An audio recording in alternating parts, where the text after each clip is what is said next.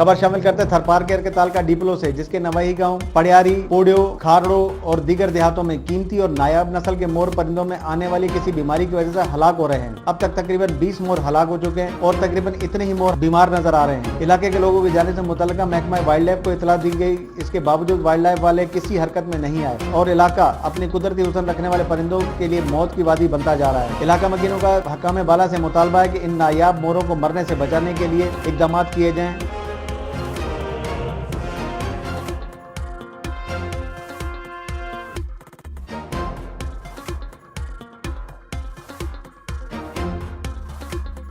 मजीद खबरों और अपडेट्स के लिए देखते रहिए हमारा YouTube चैनल HRJDO न्यूज़।